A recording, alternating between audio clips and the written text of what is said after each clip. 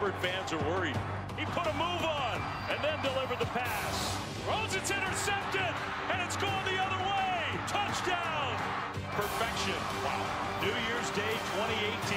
What a season for UCF. I guess you can go ahead and cancel the playoff now. It looked like a conscious effort to me to make sure that they didn't have a problem. If they put us too high and a couple teams ahead of us lost, they don't know, now we got to put them in the playoff. These guys deserve more credit from the committee than what they got.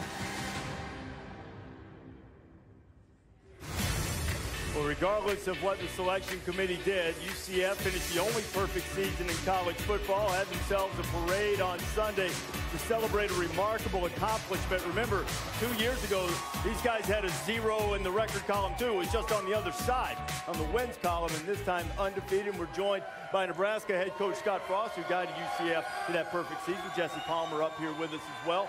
Scott, we heard the soundbite that you said that you felt like the selection committee didn't give your team enough credit.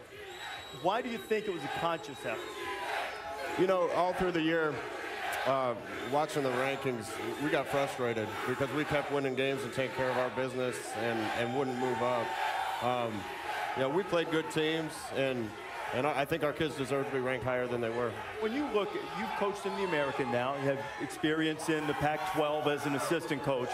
How does coaching in one of the conferences outside the Power Five compare to the American? There's good teams. There's good teams everywhere. There's good players everywhere. And we face challenges every week. From the other side of it, you know, you're not playing the schedule week in and week out maybe that the Power Five teams are. But there's still good teams there that won a lot of games against the big boys. Coach, how did you keep your players motivated when they were getting so frustrated, you know, week in and week out? You guys wouldn't climb high in the rankings like you deserved. You should have been. How did you keep the guys motivated? We just blocked it all out. I didn't let the guys pay attention to it, didn't let them talk about it. We just were focused on the task at hand. When you look at the structure of the system today and the opportunity for Group of Five teams to potentially win a national championship. I remember in the BCS era, there'd be a Boise State or a TCU or a Utah at the end of the year unbeaten, winning a BCS bowl game, still on the outside looking in. In the current format, the way it is, with 4 teams in the playoff, do you think this is a better structure to give the quote-unquote little guy, a Group of Five team, an opportunity? I think this year probably proved that there's no way you can get there if you're a Group of Five team. Maybe if you have a couple big wins, but teams aren't going to schedule those kind of schedules. That's one reason I'd like to see it go 8.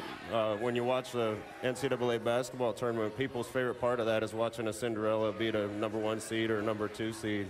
You're never going to have that in this structure. Would you be for automatic bids, you know, all conference champions? What if you didn't have a Group of Five team that wasn't deserving a particular year? What would you envision that structure being to be the best solution? Yeah, I think it'd be great if it was the 5 conference champions and the 3 best teams. It doesn't have to be a Group of 5 team, the next 3 best. And that would also give you a chance to maybe have a 3 or 4 loss conference champion sneak in and be another Cinderella. But I like sports where it's not subjective, where it's not people's opinion, where it's decided on the field. Coach, from the outside looking in, as you go back to Nebraska to coach, we always think he's from Nebraska, he coached at Nebraska, so it makes sense. I mean, he played at Nebraska, it makes sense to go back to Nebraska. What was that like for you going through that decision? Yeah, that's not true at all. I loved where I was. UCF's a great place. There were some other really good jobs open that I had interest in. There's been some things broken in Lincoln for a while that kept them from winning. And until those things changed, I didn't really have an interest in going back. All those things are in place now, and I think the table's set to see Nebraska make a resurrection. What are some of those things, Scott? You know, leadership on campus, leadership in the athletic department, unity of purpose, unity in the fan base. Look at a lot of programs, including these 2 playing in this game, that are great programs. They win, and then inevitably there's a dip after a while, and then you see them come back. You know, Alabama had a dip until they got the right people and Coach Saban in place, and now you see where they are. It happens to a lot of programs. It happened to Nebraska. I hope we're the ones to bring it back where it should be. You talked about expanding the college football playoff, but I'm against players playing any more games than they have right now unless they figure out how to pay them. You know, I'm big on the players need to be paid. If you push that to the side, though, how do you come to grips with the fact that they're playing even more games? Because to me, they're almost playing an NFL schedule at this point. How do you come to grips with that? Because I just don't want them out there playing more games. You know, what happened to school? What happened to the classes? They're student athletes. So that's the problem I have with expanding the playoffs. I agree, and we put a lot on student-athletes' plates. I actually think it's worse in other sports with baseball and basketball where they're traveling every week and midweek. I don't think one more game would make the difference. The other thing I really wish was standard does is the number of conference games you play. It's a big advantage to play 8 instead of 9. There was a couple times at Oregon where we were playing USC and Stanford in week 11, and Alabama was playing Georgia Southern and Western Carolina, and we lost those games.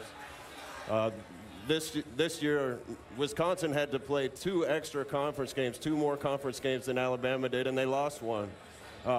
I'd like to see those things become standardized so that it's an even playing field. Exactly. And to be fair, there's only one SEC coach who has been consistently in favor of playing 9 games. Nick Saban. It's Nick Saban. Yep. He has said that it'd be better for the sport to play against just Power 5 opponents, too, instead of some of those games that you mentioned. Scott, wish you all the luck in the world at Nebraska, my friend. You did a great job at UCF.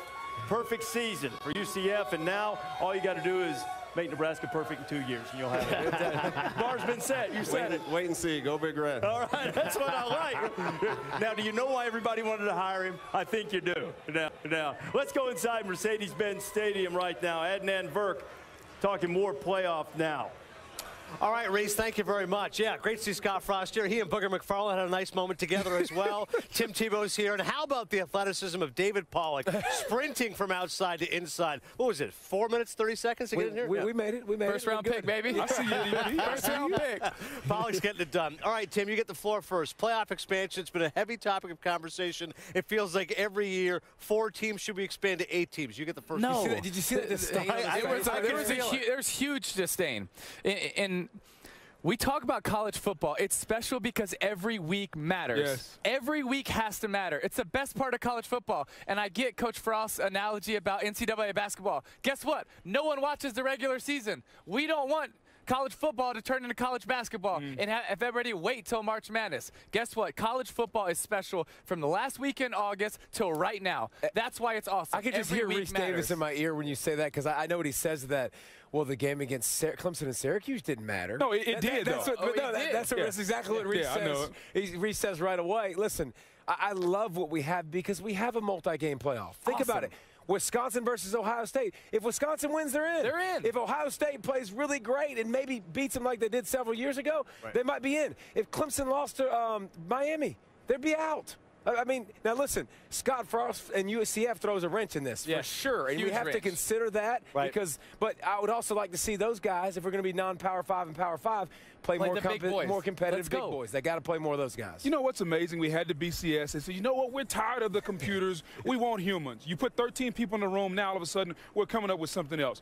Everyone in the media is being selfish. Okay, Scott Frost, coaches, everybody's being selfish. What about these kids? Okay, we started with 11 years ago when I was playing. Then it's 12. Now it's 13. 14. How many games do we want the kids to play? At some point, we have to understand that it's not about the fans and how much more enjoyment we can give them. It's about these kids. The kids start finals. The kids have to go to school. And all of a sudden now, you know what? I want my school to get a shot. Let's add another game. Are you serious? Are you telling me that these kids don't want to be here? No, they want to be here, but they want to be why do we have to add another game, though? There doesn't need to be another game added. I'm fine with 4 teams, okay? It should be tough to get in here. It should be tough to win a national championship. This is not a participation trophy. This is the best team in America. That's what we're trying to decide here. Like adding more games, more teams? Come on, give me a break, guys. We'd have to take back a game. We could dial back a game or two.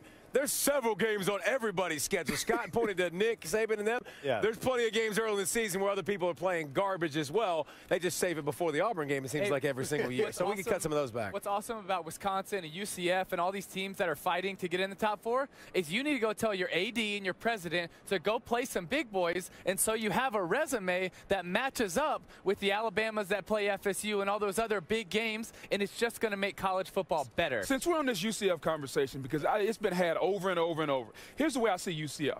They had about 3 weeks to get ready for a big game. They can play, they beat Auburn, and they can play with anybody if you give them 3 weeks every time.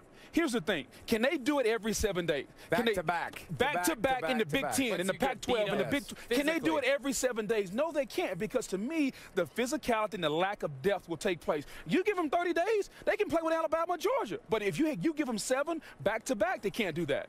If it had been an 18 playoff this year, it would have been an Ohio State, Wisconsin, Auburn, USC. Bama, USC. How much fun would that have been? Yeah. Guess what? Then we wouldn't watch till the playoffs. Good job, March Madness. Hey, I'll fill out my bracket right before we start. And then UCF would have been the mythical national champions. I was going to say, let's hold the parade. I Right? love the mythical national championships, like the one by Alabama in 1941. They just claimed it.